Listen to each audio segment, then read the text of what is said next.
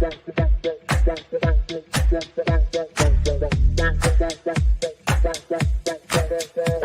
Connections Radio presents. Hello, everyone, and welcome to the PR Connections Show. My name is Guy Dawson, and I am your host. And I am excited to be interviewing someone who has been a good friend of mine for quite some time. We're going to talk about an exciting development I think that you're all going to be interested in. So welcome to our show today. By the way, this show is brought to you by paidperletter.com/Uncle Dan. This is a program that teaches you how to get paid by writing simple letters. It's an excellent opportunity for you to earn extra money doing a simple task of writing letters. For more information about how to get paid to write letters, please visit paidperletter.com/Uncle Dan. And as I had mentioned before, I'm here with my good friend, Evelyn Pacheco. She and I met a few years ago through the networking community, and we have become fast friends ever since. We've got a lot of really exciting projects that we're working on together, but there's one that's really exciting that we're going to discuss today. Welcome to the PR Connections Show, Evelyn. Thank you. Thank you. Appreciate it, Guy. Thank you for the introduction. And as I had mentioned before, we met at the Large Vision Business Network Mixer. Paula Jackson, who is just a wonderful person, who is a leader in the community and a real giver, as you are. How'd you get affiliated with Large Vision Business Network Mixer? I was just by word of mouth, right? It was by word of mouth, and I was told about how the businesses were out there, and Sergeant Dixie actually let me know about it too, and I went out there and met you. And I remember you coming to me and saying, you need to be on the radio show and talk about your nonprofit. And I was like, I don't know. And then you talked me to do it. And so that's really how our friendship started.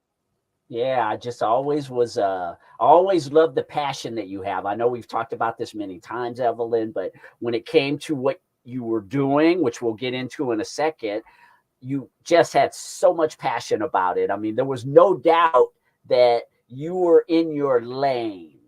And that just really resonated with me from when I first, how you meet people and you just know that they're doing the thing that they're meant to do. Yeah. I just always got that feeling about you. So maybe you could discuss Nevada Women in Trades and some of the other things that you do in the community.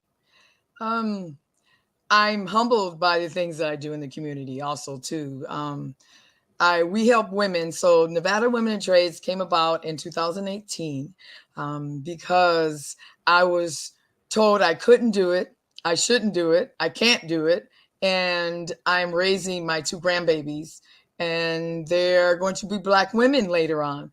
And I went to other states and found out that there's other women in trades. Right. There's other women trades in Texas. There's even one in Utah, Guy. There's one in Utah. There's a women in trades in Utah. And then there's other in Alaska, and the one that really started first was in Ohio. And then Chicago was the next that started theirs there. And so in Washington and Oregon. And so I realized that when I journeyed out of the Plumbers and Pipefitters Union and became the first Black woman to get a plumber's license in the state of Nevada, that there was not a woman in trades here. So I was like, wow, that's interesting. And I wonder what that would be like and how that would work. And so I prayed about it, and then here we go, right? Start working with other people that believed in what I'm doing and my mission. And they helped me put it together. And we have a curriculum, which is a 6-week curriculum. And we help these women to get into the trades, blue collar trades. We've helped 5 women, minority women, get into 5 different union trades. And we also had just recently helped a lady with her CDL. And we also do mentoring for North Las Vegas City Jail, the women's section. And that's been really something too, because we can't have a revolving door for these women that actually really want to come out and really have a change, but they don't know how to do it, right? If you don't know the direction, you know, and here I am, you know, they call me when they get out of jail, which is very humbling to me. You know, you can call anybody when you got out of jail, and they call Nevada Women in Trades. And we follow through with them. We've helped 3 families in North Las Vegas jail that I mentor too. So that's beautiful. We also have a summit called National Lines of Women in Trades. And that summit is to bring knowledge, right? To let others in the community know that women can do non-traditional careers, and to bring knowledge to the community, right? The organizations that we partner with, that they need to be promoting Nevada Women in Trades. They need to promote, they need to help and market, right? Information about Nevada Women in Trades, because it's really about helping the underserved, the underemployed, women that get out of prison, women that been in prison, veteran women like myself that are coming out of there, right? And they don't know where to go. And then 2 women that are in violent situations. You know, there might be a situation where there's some violence going on in the home and she needs to get away from that. And she can do that. She can have her kids. She can go to work. And she doesn't have to stay in those situations, right? We even have partnered with Cupcake Girls with sex trafficking. We even partner with them too. So this is really about bringing empowerment to those, again, that are underserved and underemployed. And our next thing that we're doing is International Lines of Women in Trades. And we're planning a trip to Nigeria to bring it to that level, to go to Nigeria and get partnerships and talk to those women and organizations and companies that to let women know there that they can do trades and they can be involved with making good money to take care of their families. Yeah, the servant leadership that you've been doing, Evelyn. Well, you know, working with the women, empowering them to seek out opportunities in trade unions so that they can have a better life for themselves and their families. I guess that really puts you in the position to take advantage of a lot of other opportunities, right? The leadership, and then because you run this nonprofit organization and you touch a lot of people, and because it just seems like you're everywhere. Yes, I am. And you have to be, right? I mean, if you're truly passionate about helping the underserved, and I'm gonna say it again, and underemployed, and you're really truly about the mission. And again, and it's nothing like when you get a call from a female, like I said, that gets out of jail and she's calling you saying, okay, come and help me. I don't want to go back to jail. I really want to make sure I can, you know, get my rent and get my kids back and all of that. And the lady that got her CDL, you know, she's like, you know what, Evelyn, you changed my life. Nevada Women Trades. Anytime you want me to do an interview, anytime you want me to do anything. She talked about her marriage. She talked about their kids' relationships, you know, and the other women that we've helped, you know, it just changed a lot. And generational though, right? It's not just the one person, it's generations that we just changed, right? And yes, I am in everything. I'm in everything because I'm a veteran. So I'm involved with the American Legion Post, which I made commander of that, in the first Black woman to make commander of American Legion Post 51. And so I'm a disabled vet. I'm part of that. It's just aging out kids that came out of the foster system. That's important that we give them something too. You know, it is. You're right, Guy. It's about empowering, and it's about sticking with them. And it's about trust, right? They know they can trust you. We follow through, right? Mm-hmm. Have you always been this way? Have you always been someone that gets involved in a lot of things? You know, it's people who put their hands on things, generally, they've been putting their hands on things for a long time. Was there a point in your life when you became as ambitious and empowered as you are, or has this just been something that you've done throughout your life? I think it's been through. I've always help the underdog. You know what I mean? It's always been that way with me. Even when my kids are growing up, when I probably shouldn't be saying this right now, but when the kids would run away from their house, and I would let them stay at my house for a night, right? I didn't want them to be out in the street. I encouraged them to go home. I encouraged them to talk to their parents. But I've always been that way. Dogs too, right? Cats, dogs. We had the house where all the dogs were at the house, the cats were, it's always been that way. And even my kids do the same thing, right? When their friends are having a hard time, they go help them. They support them. I don't know. It's just something, I guess, in my heart is just the way I am. I think it's that Pisces in me. Thank you very much. All right.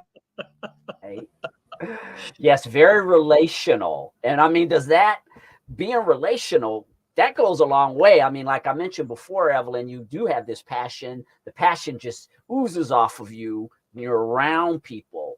But I mean, creating relationships, right? The only way you get things done is through relationships. And you talked about trust and being somebody that other people feel comfortable coming to, right? That maybe that goes with your birth sign and just how you are. Yes, and it's important to have allies, right? It's important to have allies, and because also I know that I can't do this mission by myself. I was once told, when you get your nonprofit, Evelyn, you have to know that it's not yours. It's the people's, right? It's who you help, it's who you go to. It's not personally your nonprofit. And once you see that it's the people's and it's those that you help, it's those that you connect to, then you'll see this a whole different way on how you go out here and you have relationships and how you do things. Yeah, boy, there's anyone who runs a nonprofit organization, being someone who is the executive director of one, I always say, Evelyn, that you got to be a warrior to run a nonprofit organization, because you're providing a valuable service for the community, but you're not getting paid generally for it. It takes a lot of work to do it. From the curriculum that you talked about, the relationships that you have to strike up, working with the people. There's a lot of moving parts, right, to make a nonprofit organization work. For you, what's that like? Oh my gosh, that was interesting too, because when I first started, I thought, okay, I'm gonna come in here, I'm gonna do Nevada Women in Trades, everything's gonna be good. We're all gonna sit around and kumbaya, right? Everything's gonna, everybody's just gonna love me, everybody's gonna come here. Nope. That's not what happened. I found out that you got to make sure your accounting is right. You got to make sure you do, again, you have relationships. You got to make sure you build relationships. You even got to make sure too that you're not burning bridges, right? You got to learn how to talk to people and things like that. But you got to learn how to love on people too, and bring, again, those that want to do the same thing you're doing, and bring us all together and have a whole group of people, right? Versus you by yourself. And that right there is something that not everybody can do. And I agree with you on that, because I found out too that most nonprofits die in the first or second year. They don't even make it. And I'm on my 6th year right now. And so, yeah, it's not as simple as everybody thinks. Everybody thinks you just, and then too, when you have others that they look at you and like, oh, wow, look at you. They think, oh, it was so easy. And then you say, okay, well then go over there and, do what you say is so easy. And then they realize, no, it's not as easy as you were talking about. It's not as easy at all. And so it's interesting. It is. And again, and challenge. You gotta like challenges. That's another part, right? You gotta, if you don't like challenges, then rut row is a rut row. Yes. Yes, that goes with the leadership and being willing to really challenge yourself, as you mentioned, on a lot of levels in order to be able to provide this service that you know is important for all these women, right? I mean, there are women who aren't even born yet who are potentially going to become a part of this, right? They're 18 years from now or 19 years from now, they're going to be members of Nevada Women in Trades, and they're not even on the planet yet. You have to have that kind of vision. Yes. When you're running a nonprofit. Yes. And that's why it's interesting to see the levels, right? So we have Nevada Women in Trades was the state, then I created the National Alliance of Women in Trades, which means the country. Then I went to the International Alliance of Women in Trades, which means the whole world now, right? So those are different levels right there of challenges, but it's different levels, unlike you said, what we bring to the table and what I had to bring to the table. And you got to have passion for this. It's and you know what too, and even doing, I just want to add, even doing the mentoring for the women in jail, you can, everybody can't do that. That's not going to work, right? Because they're going to see right through it. They're going to see right through the crap, right? They're going to see right through you. They're going to know if you're for real or not. They're going to know they're going to know, right? Then women, you can't put something over those women. They know. And so you have to come right and be humble. There's no choice. Yeah. Well, you've got another vehicle that you're going to channel some of this passion and leadership into, and that is a brand new podcast here at prconnectionsradio.com, the voice of new media. Evelyn Pacheco's Roundtable is the name of the podcast. Will you share with the audience what they're going to get when they tune into your show? Oh my goodness. I want to bring my flavor to this right here. I think because there's so much going on in the community, and it's not just about jobs, right? There's barriers that happen before you can get a job a lot of the times, right? With the women that I work with, there's some things that we got to do before they can get to that point to where they can get a job, they can work, and all of that, And so mental health is something that's close to me because I have a son that's been involved with mental health. I think homelessness is something we need to talk about. I even think the jails and what's going on with the revolving door, I call it, of are we really wanting to help those come out of jail, or are we just trying to do a little bit with them, right? And you can't do a little bit in any of them areas, And I want to bring leaders on here. I want to bring electives on here, and I want them to answer questions that Nevada has, right? In what's talking about. And I want them to answer deep questions about, what do you think about mental health? Or what community work do you do? I mean, this is going to be real. I want to speak about Shirley Chisholm. I think, wow, she was something. And there's veteran women that have been doing some things here, and I think they need to be brought out to the light, and we need to have these serious conversations. And I know you chose the platform of a roundtable, Evelyn, so you could be very inclusive, inviting, as you mentioned, the friends you have in the community that are leaders, but then it gives you the opportunity to cover a lot of topics, like you said, homelessness, mental health. I mean, there are so many topics, especially with you being involved in the veteran community and all these different constituency groups that you are a part of or things that you're affiliated with. I guess the roundtable will allow you to offer all these different perspectives that exist within a community. Oh yeah, because we'll be able to talk about it, right? We'll be able to talk about it. It won't be, oh, well, wait a minute, we can only go this far, or you can only mention that. No, I want to get to the truth.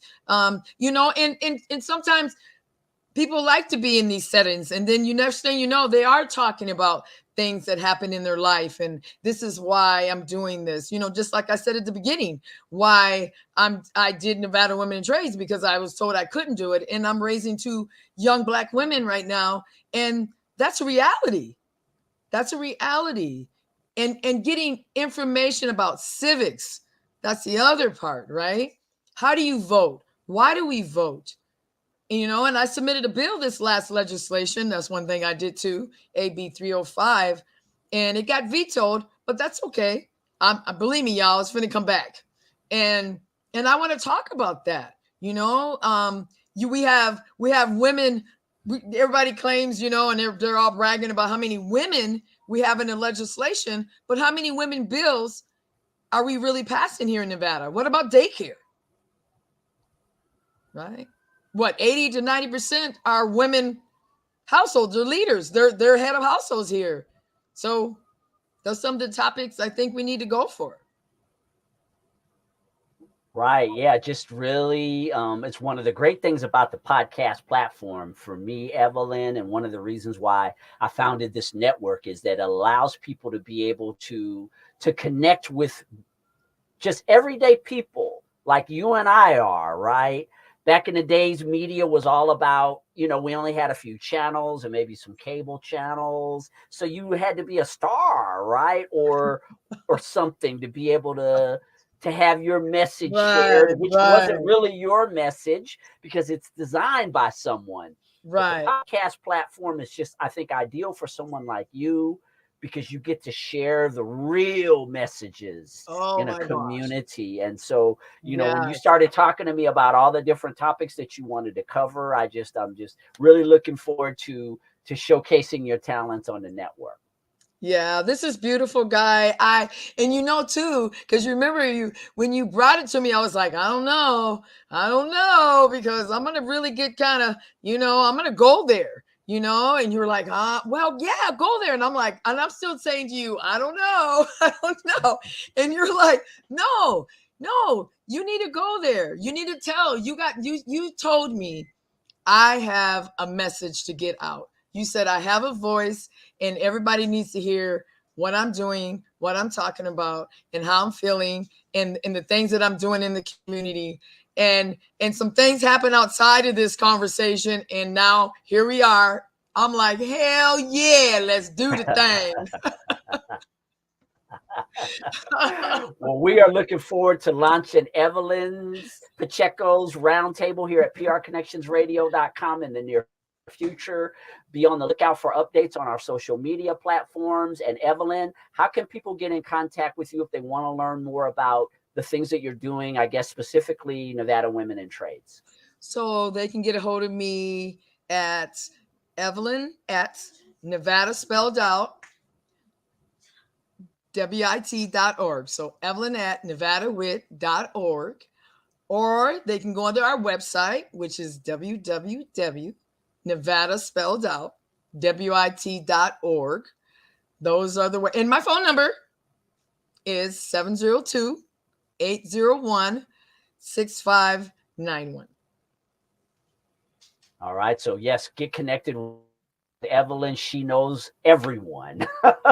And so she's a great resource on a lot of levels. And again, Evelyn, we're just really, really looking forward to having your passion displayed with a regular podcast on this network. All of you out there, please tune in to Evelyn Pacheco's Roundtable here at PR Connections Radio. I appreciate another opportunity to share talent with all of you here on the PR Connection Show. Please tune into shows on our network. We got a lot of great content that's headed in the winter and spring of this year. Again, stay on our social media platforms so that you can learn more about what we're doing here at the Voice of New Media, prconnectionsradio.com. Enjoy your day and see you soon. Thank you. PR Connections Radio thanks you for watching this podcast. Check out more episodes of this show and our others at prconnectionsradio.com.